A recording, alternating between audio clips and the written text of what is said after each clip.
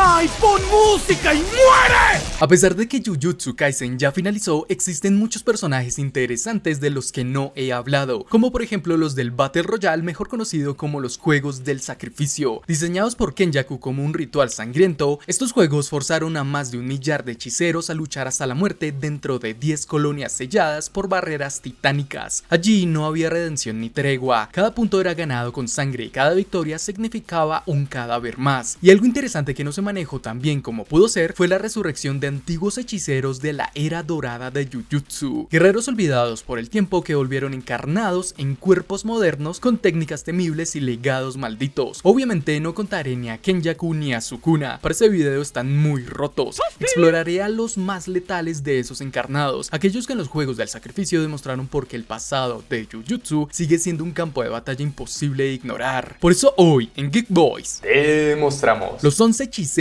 encarnados más poderosos en Jujutsu Kaisen con spoilers. 君にさよなら今でも青が澄んでいる今でも青は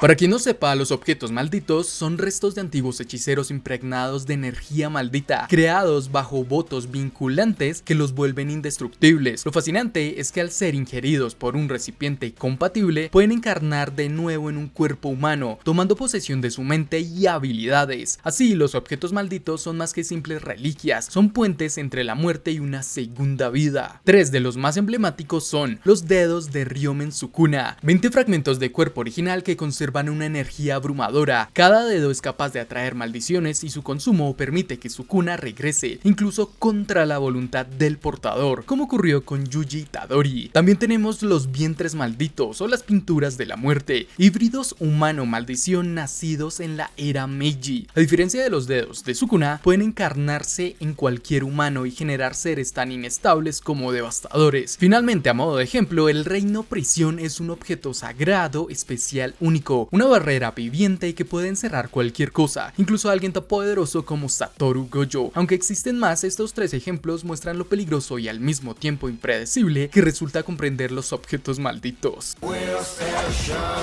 Rokuhushi Miyo es la encarnación de un apasionado del sumo que fue traído al presente para participar. Su aspecto es inconfundible, un hombre musculoso con la parte superior de la cabeza calva y el resto del cabello erizado en todas direcciones, acompañado solo de un mawashi tradicional. Más allá de su apariencia, lo que define a Rokuhushi es su amor absoluto por el sumo. Su encuentro con Maki Zenin fue decisivo. Al ver que ella estaba atrapada en sus propios pensamientos, le invitó a luchar dentro de su dominio simple, un espacio donde únicamente se libra sumo puro, sin técnicas adicionales ni restricciones innecesarias. En este dominio, ambos combatieron en 1000 enfrentamientos que, gracias a la naturaleza del espacio, apenas ocuparon unos segundos en el mundo exterior. A través de esta experiencia, Miyo logró liberar la mente de Maki, ayudándola a enfocarse y a alcanzar un estado de absoluta claridad, algo que ningún otro combate había conseguido en ella. En cuanto a sus habilidades físicas, Rokuhushi es un maestro en lucha de cuerpo a cuerpo, obviamente. Su destreza y forma le permitieron derrotar a Maki en varios enfrentamientos de sumo, compensando la diferencia de fuerza bruta con técnica superior y reflejos precisos. Incluso en la batalla contra Naoya Zenin, contribuyó con un potente cabezazo que mostró su valor en combate. Su técnica de dominio simple refleja lo que es en esencia un guerrero sincero que vive únicamente para la grandeza del sumo. Hagane Daido representa la esencia pura del arte de la espada. Se trata de la encarnación de un maestro espadachín sin nombre. Desde su primera aparición mostró que aunque carece de energía maldita, su dominio del sable lo convierte en una fuerza aterradora, al punto de rivalizar con otros usuarios completamente desarrollados. Lo que lo hace tan especial es su capacidad de verlo todo, aún sin percibir directamente a los espíritus malditos. Esto le permite anticipar y ejecutar cortes con antelación, alcanzando sus objetivos con facilidad. Cuando Maki Zenin le prestó la katana partidora de almas, una réplica exacta de la que alguna vez usó Toji Fushiguro, Daido demostró el verdadero potencial de la espada. Esta arma maldita ignora cualquier dureza física y corta directamente el alma, algo que ningún cuerpo, por resistente que sea, puede bloquear. Con ella fue capaz de partir en dos al espíritu vengativo de Naoya Zenin con movimientos fluidos y contundentes, algo que incluso Maki no había logrado antes importantes en ese mismo enfrentamiento. El aura de letalidad que desprende Daido cuando sostiene una espada es tan intensa que intimida absolutamente a todos. Su instinto natural y sus reflejos son tan afinados que sin técnicas complejas ni expansiones de dominio se convierte en un guerrero muy capaz. No necesita energía maldita para demostrar que la verdadera maestría trasciende cualquier época o técnica. Yori Hasenouki dentro de Jujutsu Kaisen simplemente es brutal por su estilo de combate, pero creo que pudo haber hecho mucho más. Su técnica innata llamada carne explosiva le permite transformar partes de su cuerpo en armas letales. Lo impactante es que no se trata de simples ataques físicos, puede arrancarse dientes o incluso un ojo, lanzarlos como proyectiles y detonarlos a distancia con una precisión increíble. Lo más interesante es cómo combina esta habilidad con la técnica reversa de energía maldita. Gracias a ella puede regenerar constantemente las partes que sacrifica, lo que significa que nunca se queda sin recursos en medio de un combate. Durante su enfrentamiento contra Megumi, lo vimos coordinar explosiones con las creaciones de Reggie-Star, usando residuos impregnados de gasolina para potenciar el daño de sus detonaciones. Esa colaboración demostró que no solo era destructivo, sino también un luchador táctico capaz de adaptarse a distintas situaciones. Otro momento que resalta su poder es su enfrentamiento con Fumihiko Takaba. A pesar de lo absurdo y lo cómico que resultaba Takaba, Hasenouki lo bombardeó una y otra vez, destruyendo edificios enteros en el proceso. Su resistencia al dolor era impresionante, se sacaba partes de sí mismo una tras otra sin titubear, como si el sufrimiento no le afectara. En mi opinión, este personaje representa a la perfección el concepto de un hechicero despiadado del pasado, alguien que utiliza su propio cuerpo como arma y que ve la violencia como un medio natural de batalla. Sus técnicas son simples en apariencia, pero devastadoras cuando se ponen en práctica.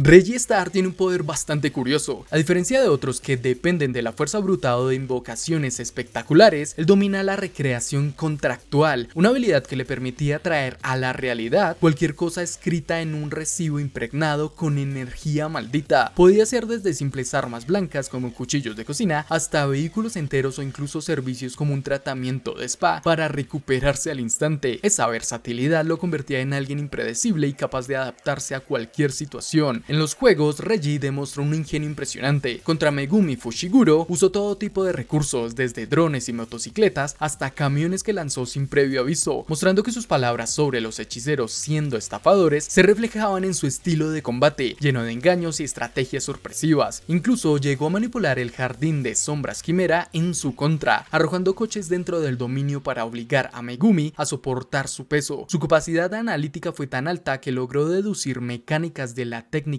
de las 10 sombras en medio del combate. Además de esto, Reggie era un combatiente físico muy importante. Confiaba en un estilo de lucha cercano que mezclaba artes marciales con los objetos que recreaba. Fue capaz de superar el perro divino Totalidad, una de las invocaciones más poderosas de Megumi, y en combate cuerpo a cuerpo lo mantuvo a raya con una combinación de golpes rápidos, patadas certeras y armas improvisadas. Aunque su poder es muy curioso y tiene una sobreconfianza, al final Megumi lo superó explotando la debilidad de su técnica frente al agua y engañándolo respecto al límite de su Shikigami. Su derrota mostró que incluso para alguien tan aparentemente calculador, subestimar al rival puede ser fatal. No sé por qué cuando vi a Takako Uro pensé que era algún tipo de alien, dato random, pero posee una técnica maldita muy exclusiva, proveniente de hace más de 1000 años y desde el inicio mostró por qué en su primera vida llegó a ser capitana del Escuadrón Sol, Luna y Estrellas, un grupo de asesinos de élite ligados al clan Fujiwara. Pero lo que realmente la destaca es el dominio absoluto sobre el cielo, transformándolo en un arma tangible. La técnica innata de Takako, conocida como manipulación del cielo, le permite tratar la atmósfera como si fuera una superficie sólida. Puede doblarla, estirarla, romperla y hasta usarla como escudo. En combate, esta habilidad se vuelve aún más peligrosa. Puede distorsionar ataques enemigos, desviar golpes directos o romper el cielo, como si fuera hielo delgado, generando ondas de choque devastadoras conocidas como rompedor de hielo fino. Uno de sus momentos más interesantes fue cuando desvió el ataque característico de Ryu Ishigori, el Granite Blast devolviéndoselo con la misma potencia, algo que nadie había logrado antes. A todo esto se suma su destreza cuerpo a cuerpo. Incluso Yuta, con el respaldo de Rika, encontró dificultades para golpearla de manera directa. Takako utiliza cada apertura a su favor, distorsionando el espacio para contragolpear con una precisión increíble. Su resistencia también fue notable aguantó embestidas combinadas de Yuta y Rika, además de graves heridas sin detenerse. Por último, demostró la capacidad de activar su expansión de dominio, confirmando su enorme control sobre la energía maldita. Ella encarna lo que significa ser una hechicera de élite, y lo poco que vimos la convirtió en una de las figuras más letales de los juegos del sacrificio. Drup Lakdawala, o como se diga, impresiona por la magnitud de su poder y su relevancia histórica. No estamos hablando de un hechicero cualquiera, este hombre fue capaz de conquistar Japón entero durante la Guerra Civil de Wa, hace casi 2000 años, lo que ya lo sitúa como uno de los primeros casos documentados de alguien que realmente cumplió el requisito de un grado especial. Lo más increíble es que para llegar hasta el presente, Drup recurrió a la reencarnación más de una vez, demostrando que no solo dominaba las artes malditas, sino también el conocimiento de cómo burlar la propia muerte. Su técnica maldita estaba basada en el uso de Shikigamis, dos criaturas grotescas de aspecto roedor, con colmillos enormes, múltiples ojos y colas largas que reptaban por el suelo. Estos Shikigamis no eran simples invocaciones, orbitaban alrededor de él, generando trayectorias que constituían una especie de dominio invisible, donde cualquiera que cruzara sus límites quedaba expuesto a cortes garantizados, aunque esos cortes no eran tan devastadores como por ejemplo la expansión de dominio de Sukuna. La verdadera amenaza radicaba en la extensión del área. Sus invocaciones podían alejarse lo suficiente como para crear un espacio gigantesco, atrapando en él tanto a hechiceros como a civiles sin siquiera darse cuenta. Esta estrategia explica cómo Drup acumuló 91 puntos, eliminando a numerosos participantes con mínima exposición. Sin embargo, pese a todo su potencial, reveló una debilidad clara. No era particularmente resistente en combate directo. Esto quedó demostrado cuando Yuta lo enfrentó en la colonia de Sendai y lo derrotó con relativa facilidad. Aún así, Drup simboliza lo que significa un hechicero temible del pasado, alguien cuyo poder podía cambiar el destino de naciones enteras y de la actualidad si a Gege se le hubiera dado la gana.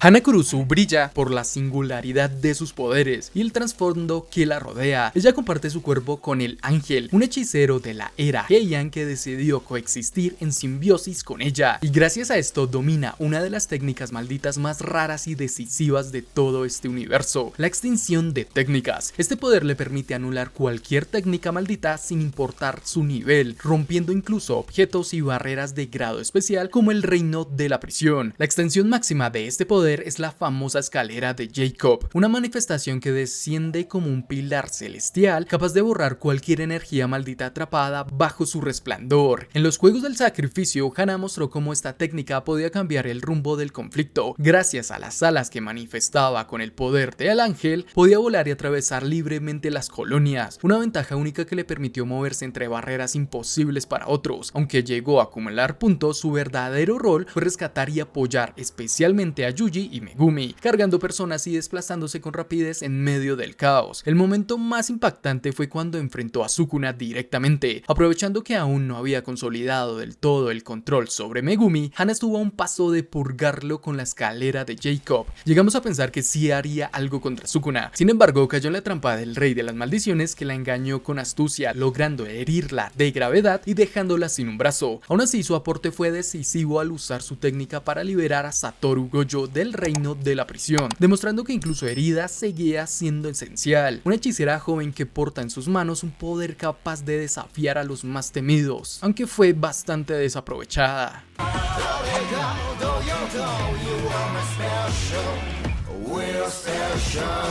Cuando pienso en Ryo Ishigori, lo primero que me viene a la mente es que es sumamente subestimado, y lo segundo es la brutalidad de su energía maldita y la manera en que su estilo de combate refleja 400 años de hambre por una pelea que lo dejará satisfecho. Él no es un hechicero cualquiera revivido para este juego, sino alguien que vivió en otra era y cargó consigo un deseo incontenible: encontrar un oponente capaz de empujarlo hasta sus límites. Esa metáfora que utiliza comparando las batallas con un postre me parece brillante porque resume lo que buscaba, un combate que realmente lo dejara lleno. Su rasgo más impresionante es la salida de energía maldita. Kenjaku lo reconoció como el hechicero con el mayor poder ofensivo registrado en la historia, un auténtico cañón viviente, y no es una exageración. Ryu es capaz de disparar ráfagas de energía maldita con la misma potencia, tanto si su técnica innata está activa como si no. Ese detalle lo hace único, pues la mayoría depende de la activación de sus habilidades, mientras que él siempre está listo para liberar su devastador ataque estrella, el Granite Blast, un rayo de energía tan concentrado que puede arrasar varias calles enteras. En el enfrentamiento contra Kurouroshi lo borró prácticamente de un solo disparo, demostrando la escala de su poder. Lo interesante es que su técnica no se limita a la fuerza bruta. Su peculiar peinado en forma de cañón le permite lanzar descargas sin usar las manos, dejándolas libres para el combate cuerpo a cuerpo, y ahí también brilla. Ryu es un luchador cercano muy fuerte, capaz de enfrentar a Yuta y hasta Rika sin desventaja clara. Hubo momentos en que superó físicamente a Yuta, lanzándolo por los aires con choques explosivos de energía que salían de cada movimiento, incluso de un simple choque de espaldas. Otro aspecto que lo hace fascinante es su resistencia. Recibió golpes directos de Yuta, de Rika y hasta de su propio Granite Blast, y aún así siguió peleando como si nada. Lo vimos bloquear con una sola mano un ataque de energía maldita de Rika, algo que muy pocos podrían resistir. Esa capacidad de reforzar su cuerpo con energía maldita le permitió soportar incluso un corte del desmantelar de Sukuna, reduciendo un ataque que debía partirlo en tres a una sola herida profunda. En cuanto a su inteligencia táctica, Ryu, a diferencia de lo que muchos piensan, no es un bruto. Durante la batalla en la colonia de Sendai, supo observar a sus rivales, deduciendo las condiciones del poder de Yuta y reconociendo que Uro tenía la ventaja de redirigir sus rayos. No se precipitó hasta que encontró la oportunidad ideal, demostrando paciencia y cálculo. Incluso al enfrentarse a 3 expansiones de dominio simultáneas, reaccionó de inmediato, adaptándose como un veterano. Al final, su duelo con Yuta fue la culminación de su búsqueda, un combate que describió como el postre que había esperado durante siglos. Aunque cayó derrotado, agradeció la experiencia con una satisfacción sincera, como si por fin hubiera calmado esa hambre que lo acompañó toda su existencia.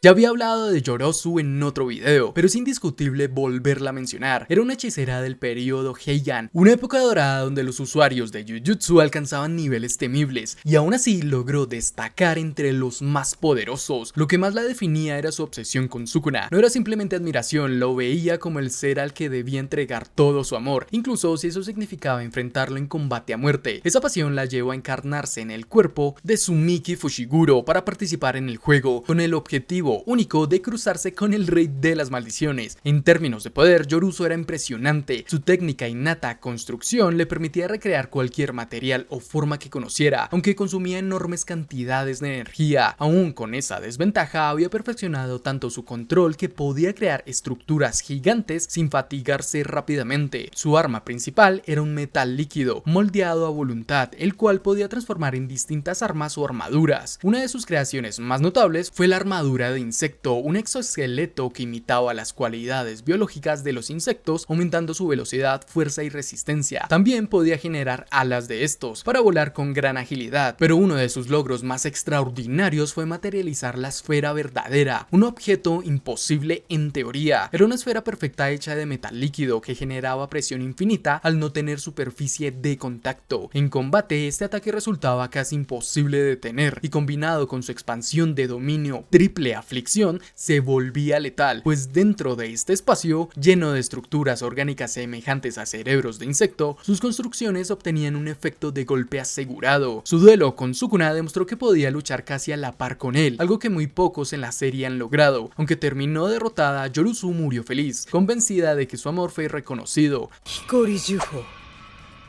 Shimonagi.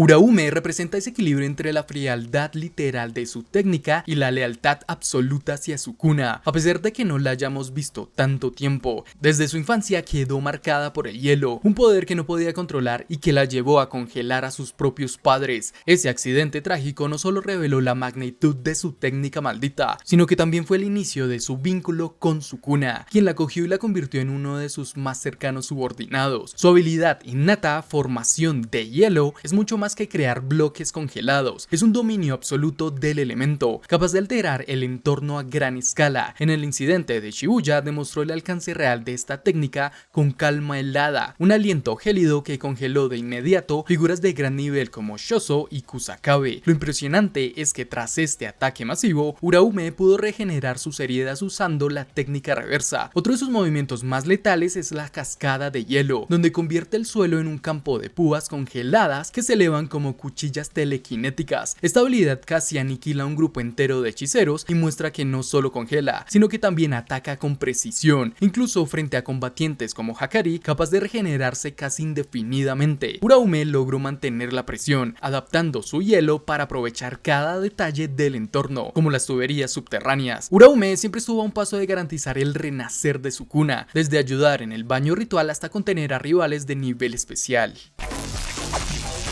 ¡Ay, pon música y muere! En estos 4 minutos y 11 segundos, asesinaré incluso a un inmortal como tú. Hajime Kashimo es uno de los personajes más fascinantes de Jujutsu Kaisen. Su apodo, el dios del rayo, no es una exageración. Todo en su presencia está marcado por electricidad. Desde hace 400 años, Kashimo vivía únicamente para pelear contra los más fuertes, y ese deseo lo llevó a sellar un pacto con Kenjaku para reencarnar en el futuro y tener la oportunidad de enfrentarse a Sukuna. Lo increíble es cómo al despertar en un cuerpo joven durante el juego del sacrificio, mostró un dominio absoluto del combate sin siquiera depender de su técnica innata desde el inicio. Su energía maldita electrificada es única en la serie. A diferencia de otros, cada golpe suyo descarga electricidad directamente en el cuerpo del rival. Contra oponentes débiles como Panda, eso fue devastador. Lo sobrepasó en velocidad, fuerza y resistencia, inutilizando cada una de sus formas, desde el modo gorila hasta el Triceratops. Sin embargo, lo más interesante es cómo Kashimo aprovecha principios científicos, marca a sus enemigos con una carga positiva y en el momento preciso libera la negativa, creando un rayo que siempre acierta. Con esa estrategia casi mata a Hakari, quien reconoció que habría muerto de no ser por su técnica inversa automática. En su combate contra este, se vio la verdadera inteligencia de Kashimo. No solo resistió la ventaja absurda de un rival que podía revivir, sino que intentó todo: descargas directas al cerebro, generar gas venenoso de cloro con electrolisis cuando ambos cayeron al mar, e incluso provocar explosiones de vapor para asegurar que Hakari no pudiera abrir de nuevo su dominio. Esa capacidad de improvisar usando la electricidad de maneras tan variadas es lo que lo hace un luchador tan temible. Aún así, su mayor carta siempre fue su técnica innata, bestia mítica ámbar. Al activarla, su cuerpo se transforma en un arsenal viviente: visión de rayos X, ondas electromagnéticas desde sus manos, vibraciones sónicas y una mejora brutal en velocidad. La limitación es que solo puede usarla una vez, ya que luego su cuerpo colapsa. Por eso la reservó exclusivamente para enfrentarse a Sukuna. En ese duelo, aunque el rey de las maldiciones estaba herido, Kashimo logró presionarlo al punto de obligarlo a completar su reencarnación, lo que habla de lo letal que puede llegar a ser. Su debilidad más clara es no tener un dominio expansivo propio. Depende de la técnica antídoto llamada cesto de mimbre vacío, pero esta rara vez iguala la fuerza de un dominio real. A pesar de ello, Kashimo compensa con velocidad, brutalidad y un instinto asesino genial por siglos de experiencia. Para mí, lo que lo coloca tan alto en cualquier lista es esa mezcla de poder crudo y creatividad en batalla. No es invencible, pero es de los pocos capaces de mirar de frente a Sukuna y lanzarse sin dudar. Clasificar a los hechiceros encarnados más poderosos no es tarea sencilla, especialmente cuando hablamos de guerreros marcados por técnicas únicas, desventajas extremas y personalidades inquebrantables. Pero me gustaría saber qué opinan de este top. ¿Cambiarían posiciones? ¿Agregarían otros personajes tal vez? Los leo en los comentarios. Cada uno de ellos aportó un matiz distinto al caos de los juegos del sacrificio, desde la creatividad sin límites hasta la fuerza cruda que desafía cualquier lógica. De estos titanes a un top simple es inevitablemente injusto, pues sus estilos y condiciones de combate hacen que la comparación sea tan compleja como interesante. Lo que queda claro es que entre todos se esconde la esencia misma de la violencia y la gloria del Jujutsu de otra época. Gracias por llegar aquí hasta el final. Si quieres más videos de Jujutsu Kaisen, no olvides dejar tu like y suscribirte. Te dejo este otro video que seguro te gustará. Recuerda que somos Geek Boys. Hasta la próxima.